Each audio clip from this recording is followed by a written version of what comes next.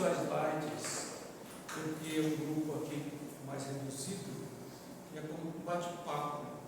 Então, sinta-se à vontade, se quiser perguntar alguma coisa. O professor Mourão aí tem um grande conhecimento da doutrina, pode me interromper e fazer uma reflexão. Segunda vez, detalhe, né? Estamos juntos no programa na rádio, conversando. E o tema, o projeto encarnatório, muito bonito tema que me pediram. O projeto é sempre um plano de trabalho. Se nós desejarmos, por exemplo, ir a São Paulo, no shopping, e você faz um projeto para aquele dia, você vai planejar umas férias, você faz um projeto para o local que você vai, as roupas, a estrada. Agora, imagine um projeto de ficar aqui, hoje a longevidade estendeu 80, 90 anos de idade. Né? Então, é um projeto que requer um certo detalhamento. Na obra, voltei, citado pelo Espírito do irmão Jacó, psicografado pelo Salvador do Chico, bem no final, ele fez um curso no espiritual. E nesse curso, foi dito para ele como é que é a população terrena, a humanidade, o que é constituído em termos de nível evolutivo. Ele fala, olha, 1/3 da população humana está em trânsito da irracionalidade para a inteligência, outro 1/3 da inteligência para a razão, e o restante, o 1/3 que sobra, da razão para os sentimentos da humanidade. Então você vê que o programa para a população humana não pode ser o mesmo, porque é bem diferente do nível evolutivo. Nós temos 8 bilhões de pessoas encarnadas, espíritos, e 22 bilhões desencarnados. Só aí a gente vê um desbalanço. Por exemplo, se um jovem quer entrar na universidade para fazer medicina, para fazer um vestibular, aí tem às vezes 20 para 1, 30 para 1, 30 candidatos para uma vaga. Também que eu fiz agronomia foi meu na minha época, né? Com tanta gente assim, foi mais fácil entrar, hoje está mais difícil. Então, vir encarnação tem que ter vaga. Tem 22 bilhões e tem 8 bilhões. Quer dizer, então, tem que ter aí uma seleção, tem um critério para reencarnar. Escolher um lugar para reencarnar, mais complicado ainda. Quem quer reencarnar hoje lá no Irã, ou lá na faixa de Gaza, ou lá em Israel, que tem mais um conflito difícil essa noite, ou na Ucrânia, quer dizer, então tem lugares que são muito complicados, né? Então, muito tensa a situação. Então nós vamos conversar com os mentores. E esses 2/3 que eu mencionei, que está mais limitado no aspecto evolutivo, o projeto de reencarnação é extremamente flexível, até porque como é que você vai assumir compromisso com uma pessoa que não tem responsabilidades? Então, já notando que um projeto reencarnatório geralmente pega aquela 1/3 que está mais consciente e vai estabelecer um projeto que tem chance de cumprir. Então, essa é a primeira questão, tem chance de cumprir. E você vai ficar lá no mundo espiritual um bom tempo. Pelas obras nos trazem, geralmente a gente fica 30, 50 anos ou até mais, até séculos e séculos no espiritual, aguardando a oportunidade de reencarnar. E tem razão para isso. Porque até é um mundo de provas e expiação.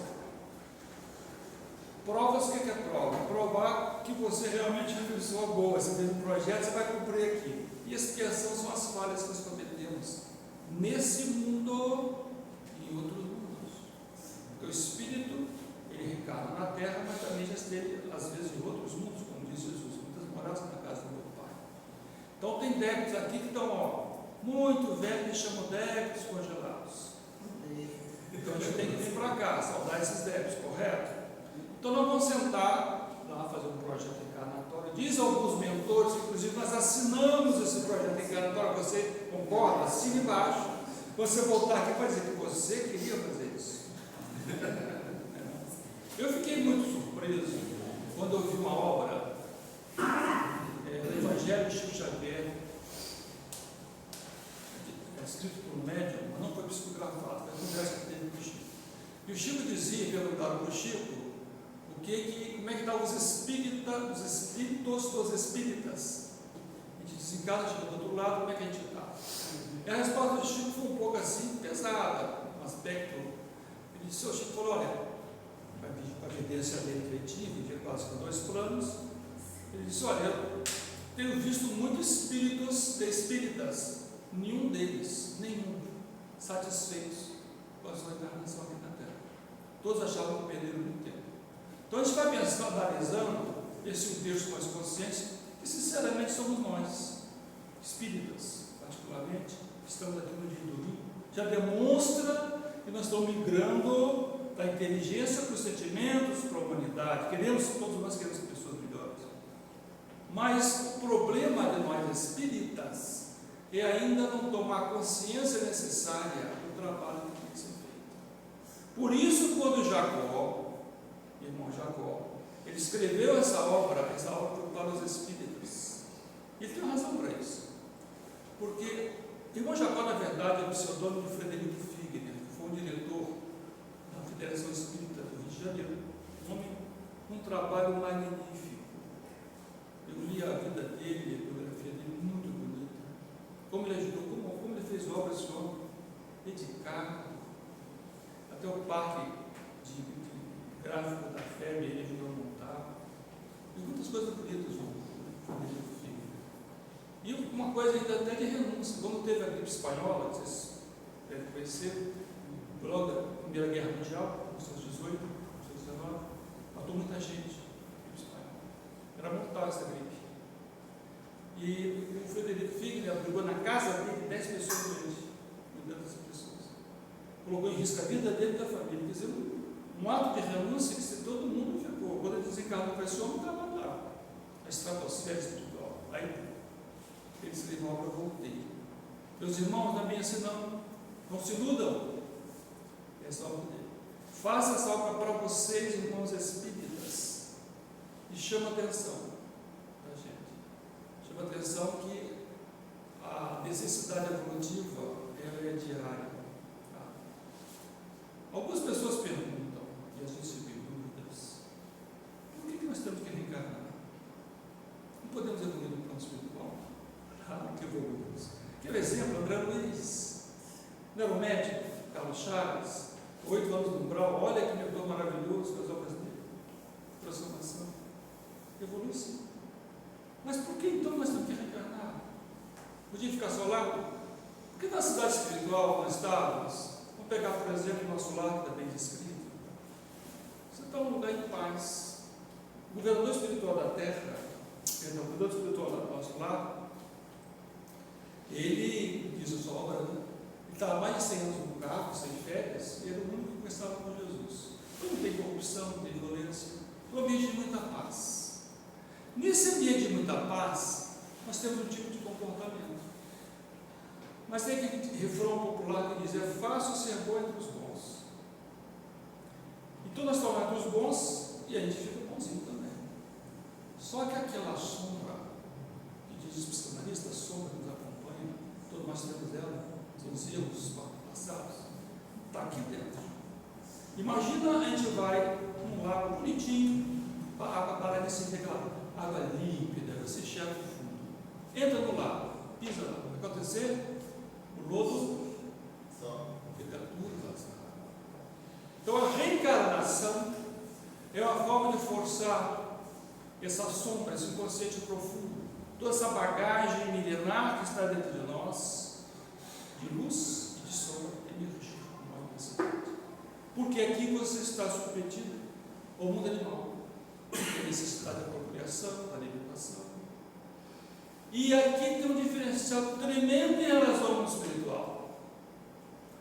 Quando você está no mundo espiritual, tem estratificação umbral.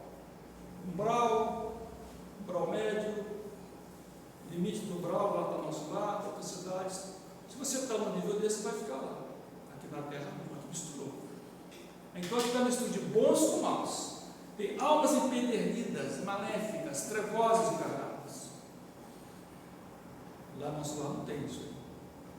Estão lá no umbral, nas trevas, não estão lá. Então, aqui, você está em contato com essa gama, essa pressão gigantesca. Não só pelas necessidades do mundo animal, porque nós estamos encarnados no reino animal, como também essa pressão dos indivíduos em nossa volta. Aí nós estamos conversando com o nosso mentor. Bom, eu vou encarnar na Terra. Qual vai ser o meu projeto? Quero fazer isso, isso, isso. O redutor vai rir. Você tem certeza que você vai fazer tudo isso mesmo? Vamos dar uma olhadinha aqui na sua ficha prática. Você fracassou nisso, isso. E aí, a gente vai examinar e vai fazer um projeto mais leve. E geralmente também não faz o que tem que fazer, porque não precisa leve. E por que isso? Na antiga Grécia, tem um templo ao deus Apolo, na cidade de Delfos, e bem na entrada do pátio, tinha uma frase: homem, conhece-te a ti mesmo. Só para que se usava muito essa frase. Aprender a se conhecer. Sem me conhecer, como é que eu vou mudar a minha conduta? E a encarnação permite isso. Muito mais que no mundo espiritual. Porque aqui o meu passado sombrio emerge. O consciente profundo, as sombras, elas sobem, o meu consciente, e a minha forma de agir, espontaneamente. É que diz os psicanalistas, os arquétipos, condicionamentos mentais, as minhas tendências, ali estariam. Por isso que o Mestre Jesus disse: conhece-se uma árvore pelos frutos que produz. Não é a árvore bonita, folhuda, galhuda, pelos frutos que ela produz. Aí nós temos que nos perguntar: que frutos nós estamos produzindo?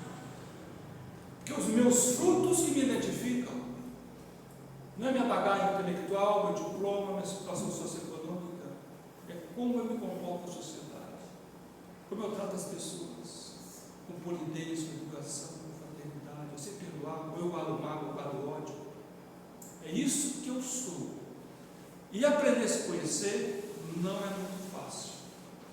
Mudar, então, é muito difícil. Vou dar alguns exemplos que a gente tem no próprio Evangelho. Ninguém duvida do amor dos apóstolos com Jesus. Um grande amor. Todos eles amavam Jesus, sem exceção. Amavam o Mestre profundamente. Durante 3 anos acompanhavam Jesus. Particularmente aqueles 2 primeiros anos ali na Galileia, a cura do céu, leprosos, paralíticos, a multiplicação dos peixes, dos pães, andar sobre as águas, parar a tempestade. Ali estava o Messias. Ainda assim, 2 derraparam. Um foi Pedro. Sabe que Pedro negou Jesus 3 vezes naquela noite fatídica que o Mestre foi aprisionado. E Pedro nunca se perdoou. Pedro ficou muito triste por isso. Ele estava preparado. E ele negou Jesus. Se acovardou. Então Pedro havia se preparado por várias encarnações para ter coragem. Naquele momento crucial ele fraquejou. É bem verdade que depois ele se levantou. Levantou-se e sorriu. Mas Jesus, em corpo espiritual, foi visitar Pedro. Quando Pedro estava chorando, triste, pela traição. Falei: Pedro, o homem na terra, ele é mais fraco do que perverso. O homem na terra é mais fraco do que perverso. Então, essa nossa fraqueza, e que Pedro demonstrou, é que nós temos que superar. E aí a fortaleza moral acresce em Deus, e a fé em Jesus e em nós mesmos. Isso é um trabalho diário, gente. É um trabalho diário. É levantar, fazer as orações e ter absoluta certeza que Deus olha por todos nós. Não tem nenhuma dúvida sobre isso. Deus olha. Diz: não cai um fio do seu cabelo, se seja da vontade do Pai, permissão. Tudo que acontece, Deus permite. As coisas ruins, por que acontecem coisas ruins na minha vida? Eu não tinha um projeto encarnatório bom, que está ficando tão ruim assim? Ele não magnetismo. Porque nós estamos no mundo espiritual, você vai voltar, e essas sombras criam um campo energético que atrai coisas, situações. Nós somos conduzidos a situações difíceis. Perguntaram uma vez para o mentor, quando a pessoa tem que ter um desencarne, um acidente violento, é o guia que leva ele para o acidente, pega na mãozinha e leva para o acidente? Meu filho, guia espiritual ninguém faz isso. O anjo bom não faz isso. Os espíritos superiores só fazem o bem. O seu magnetismo inconscientemente, a sua intuição te leva para o local da desgraça. Então nós somos atraídos no projeto encarnatório para os locais mais afins conosco, para saudar os nossos débitos e vidas passadas e as provas que nós temos que atravessar nessa encarnação. Então o projeto encarnatório não é feito bonitinho para me nascer dessa forma ou daquela forma. É minha necessidade evolutiva que eu possa aceitar para aquele local. Outro exemplo também interessante, que se vê que você faz uma programação, e as pessoas acham que tem um fatalismo, tem que acontecer isso. Um exemplo é o Rabi Saulo, depois tornou o apóstolo Paulo. Ele começou de forma muito equivocada. Tinha que acontecer daquela maneira. O Saulo tinha que começar a jornada dele perseguindo cristãos? Claro que não. Isso foi opcional. Foi opção dele começar daquela maneira. Ele podia mudar a sua maneira de ser. Nós temos a perseguição dele à casa do caminho. Temos depois, inclusive, ele condenando Estevão a ser lapidado até a morte. Vai para Damasco para prender Ananias, que tinha convertido a sua noiva Abigail, que depois faleceu ao cristianismo. Ele estava desanimado com isso. Então ele foi para Damasco vestido dos assassinos, que queria matar Ananias, e encontra Jesus. E naquele momento ele cai na realidade. Esse é outro ponto. Então nós reencarnamos e temos a tendência de focar muito nas questões do momento. Foi a questão do Saulo. Ele estava preocupado com o doutor da lei, protegeu a lei de Moisés, cumpriu o trabalho dele, preservar, mas não estava vendo muito além disso. Na nossa caminhada, nós temos que aprender a olhar não só as questões materiais, mas também a razão pela qual nós estamos encarnados. Olhar também com o prisma espiritual. É difícil, porque o mundo, ele nos absorve muito. Todo mundo tem dificuldades, todo mundo tem problemas, condizente com a sua capacidade de resolver, porque ninguém vai ter um problema alto que possa solucionar. Deus não permite isso. Se nós temos um problema, temos um desafio, um obstáculo, é inerente à minha capacidade, eu tenho capacidade de ter esse problema. Então Saulo tinha, mas Saulo não estava prestando atenção. Não estava prestando atenção. Quando ele viu Jesus, explodiu nele a intuição: eu estou errado. Mas ele precisou ir no fundo do poço para isso? Foi. Se tornar um assassino para isso. Nós temos que buscar evitar descer tão longe para acordar. Outro exemplo também foi Maria de Magdala. Ela estava na lama quando conheceu Jesus, lama moral. E ela tomou consciência. Tomou consciência como o maior exemplo de transformação moral. Mas ela já era um espírito muito elevado. Mas nós não repetimos. Mas estacionamos ou contraímos débitos. E Maria de Magdala contraiu muitos débitos. Quando Jesus disse para ela, o banquete na casa de Simão Fariseu e Naim: os teus pecados estão perdoados. Mas não vou imaginar, com alguns irmãos nossos de outras crenças, que o perdão de Jesus vai nos redimir das nossas faltas. Não. As nossas faltas são a nossa sombra. É o magnetismo negativo que tem que ser eliminado pelo amor ou pela dor. No caso de Maria Magdala, ela trabalhou com as duas coisas. Ela teve lepra, levou a boa nova no vale dos leprosos, difundiu a caridade. É o amor que dissolve a multidão de pecados, conforme diz Jesus. Mas também a energia dela era muito ruim, tinha muito, ela queria salvar o seu débito, e ela contraiu também a lepra. Então, eliminou a lepra, eliminou a energia negativa através da canceríase e através também da caridade. Então, um nível tão elevado, tão rápido, pouco menos de 30 anos, e quando ela desencarna, Jesus a recebe nos braços. Mas a gente vai sentindo que essa mudança de atitudes, mudança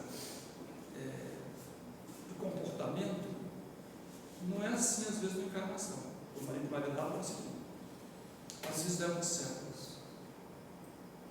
Um personagem que foi o mais inteligente, o mais sábio de todos os apóstolos, que é pouco falado porque ele foi excluído do colegiado Galileu, foi Judas.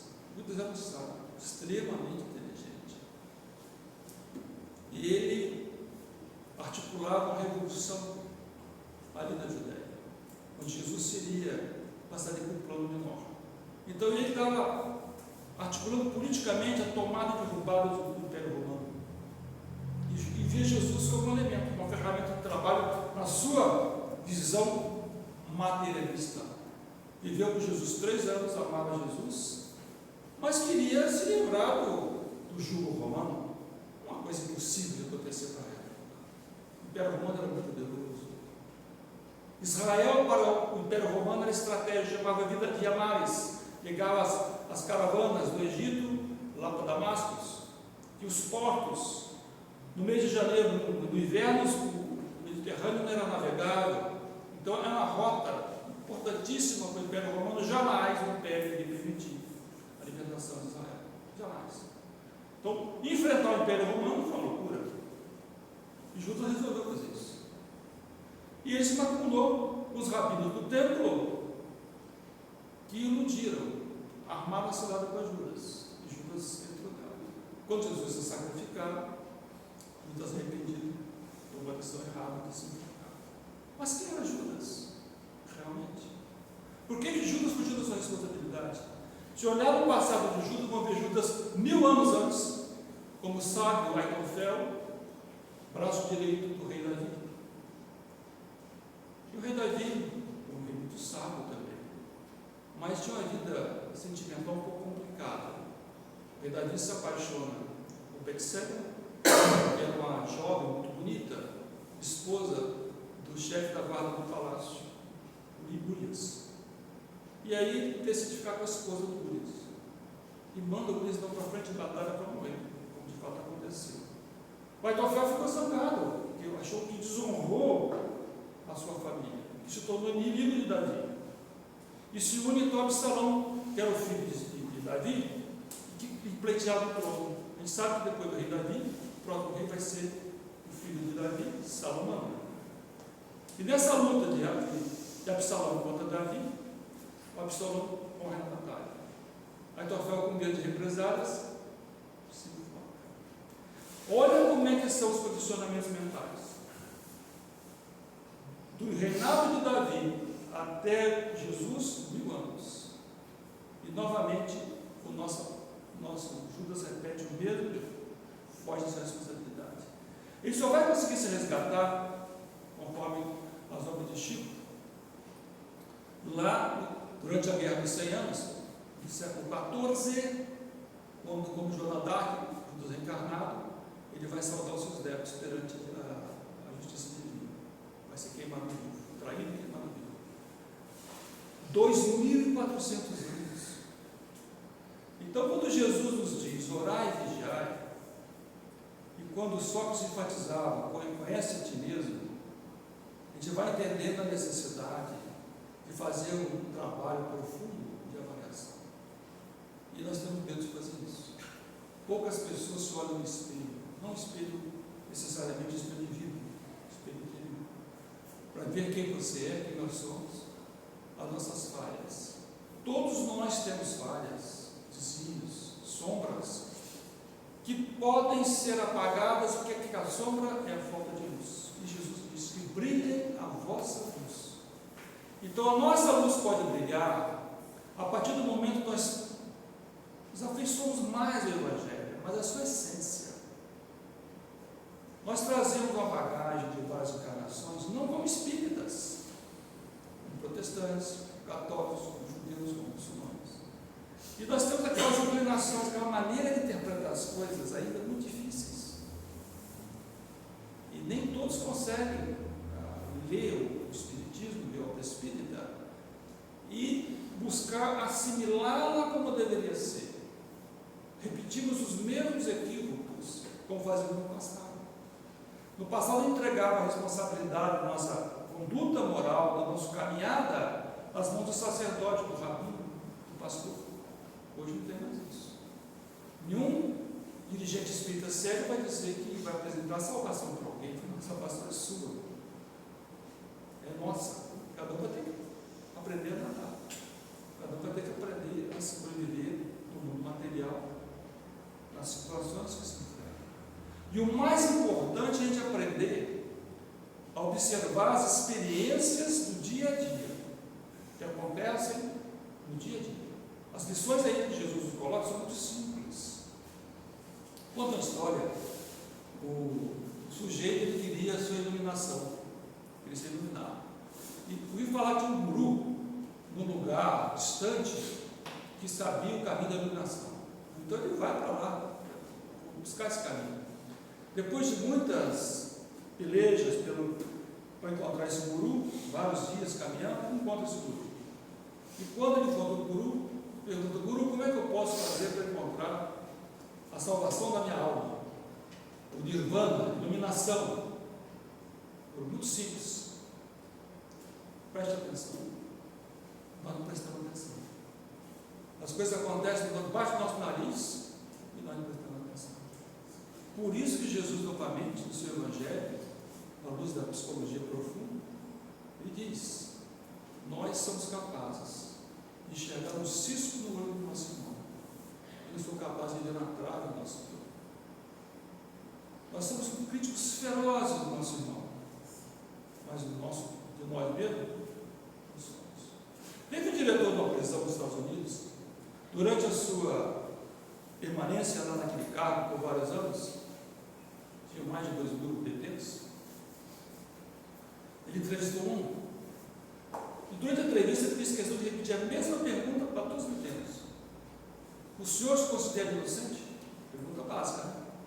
O que a gente espera que responda? Todo tipo de crime, todos, 100% respondendo sim, eu sou inocente, eu sou uma vítima da sociedade e tenho mil desculpas. Os criminosos tinham desculpa para os seus crimes. Eles não tinham capacidade de olhar para dentro. Não, você é o próprio culpado, você praticou um crime. Será que esses indivíduos que estão no nível, no patamar claro, aguardando as proporções, não servem para nós uma reflexão sobre a nossa maneira de nos enxergar, quando chegamos juntos às nossas obras? Então nós temos que aprender a prestar atenção e das lições que Deus nos oferece, sobre essa autocrítica. E o melhor caminho ainda para isso é o ambiente familiar. Se perguntassem, dentro do seu projeto encarnatório, qual a sua principal meta, a sua missão principal, depois tem a secundária, a terciária, o foco principal é a família, porque ela está o próximo mais próximo. E Jesus nos ensina a parábola do bom samaritano, da ajuda ao próximo mais próximo. Se eu não tiver caridade na minha família, eu vou ter caridade algum dia. Paciência, tolerância, perdão. Ali que está. E hoje nossas famílias estão em crise muito séria. Muito em crise séria. Estava conversando com os jovens que vieram perguntar ontem sobre a questão de família, preocupados com o nível de dissolução dos casamentos, que é comum acontecer. Eu tenho uma filha, por exemplo, divorciada recentemente, já está com um novo companheiro. Não deu certo, você vai e busca um novo companheiro, Mas não é essa a questão. É o índice altíssimo. Depois de 12 anos, metade dos casamentos originais se dissolveram. Ou seja, está havendo uma banalização. Então, nós espíritas, eu converso muito de família, com amigos, o problema central é que as pessoas encarnadas na Terra hoje, grande maioria, mesmo os espíritas, ainda não tomaram consciência de qual o seu projeto encarnatório. É uma palestra. Qual o meu projeto encarnatório? Porque se eu volto para o meu projeto encarnatório, de origem, eu sei onde eu quero chegar. Qual a minha missão aqui na Terra? O que eu tenho que fazer aqui de bom? Nesses anos que me faltam, o que eu tenho que cumprir? Perguntaram para um sábio, já com seus 80, talvez apareça de 80, 90 anos de idade, quantos anos ele tinha? Eu acho que eu tenho 5. Porque já viveu 90. Eu acho que eu tenho 5. Quantos anos que eu tenho 5, porque os 85 que eu tenho para trás não conta. Quantos anos nós temos ainda? É isso que vai contar. Porque já estou com 70. Já foi 70. Agora daqui para frente. Tem 10, tem 5, tem 20, não sei. Então, nesse tempo que eu tenho ainda, essa é a pergunta que nós temos que fazer. No tempo que eu tenho na Terra ainda, eu não posso mudar meu passado. Mas o presente eu posso trabalhar. A evolução não dá saltos. Mas se eu não começar a subir os primeiros degraus, eu não vou chegar no topo da escada. Então, na reflexão dessa manhã, do projeto reencarnatório, que possamos, no nosso momento de oração, de meditação, refazer um pouco mentalmente, porque intuitivamente nós sabemos o que nós temos que fazer aqui nessa encarnação. Tentar aproveitar ao máximo, longe de fanatismo religioso, ser uma pessoa comum no dia a dia, que nós somos pessoas comuns, mas ser pessoas melhores em todos os aspectos. E Jesus nos ampare a todos. Passa a palavra agora para o nosso dirigente da manhã, ou se alguém quiser fazer alguma pergunta, me estou à disposição.